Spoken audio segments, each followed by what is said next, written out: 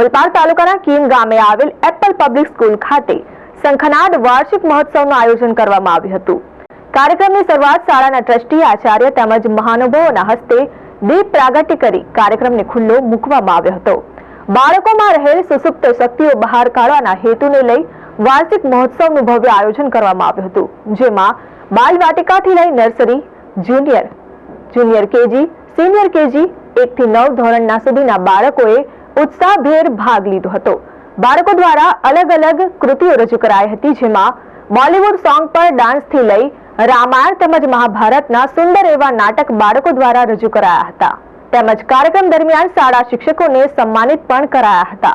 કાર્યક્રમમાં મોટી સંખ્યામાં વાલી સહિતના લોકો પણ ઉપસ્થિત રહ્યા હતા।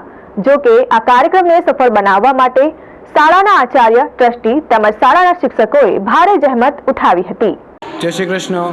હું તેજેન્દ્રભાઈ સાવલિયા, એપલ પબ્લિક સ્કૂલના ટ્રસ્ટી તરીકે આજ એપલના આંગણે શંખનાદ જેવો ઉત્સાહનો એક સરસ મજાનો વાર્ષિક ઉત્સવનું આયોજન કરેલું હતું।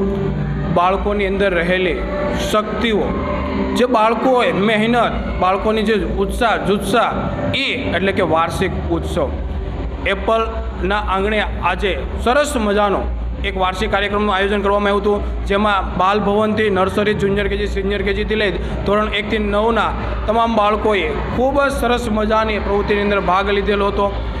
આખું જે શંખનાદ કોઈ પણ શરૂઆત કાર્યની કરીએ તો શંખ વગાડીને કરીએ, એવી જ રીતે આજ અમારા આંગણે શ્રી રામ ભગવાનની અમે સરસ મજાની એન્ટ્રી કરાવેલી હતી।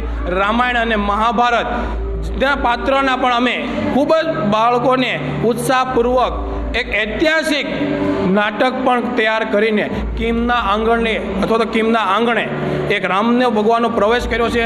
શ્રી વશિષ્ઠ ઇન્ટરનેશનલ સ્કૂલના કેમ્પસની અંદર જે થોડાક સમયની અંદર કીમની અંદર આવી રહી છે, વશિષ્ઠ ઇન્ટરનેશનલ સ્કૂલની અંદર, એમાં મુખ્ય મહેમાન શ્રી તરીકે પ્રવીણભાઈ કીમ સરપંચની અંદર છે, નીતાબેન ઓલપાડ તાલુકાની અંદરથી, દરેક તાલુકાની અંદરથી, કીમની અંદરથી અલગ અલગ મુખ્ય મહેમાનશ્રીઓ આવ્યા હતા। શાળાના ટ્રસ્ટીગણો, શિક્ષકો અને ખૂબ ઉત્સાહ એવા વાલી અને વિદ્યાર્થી મિત્રોએ આ કાર્યક્રમને સફળ બનાવ્યો છે।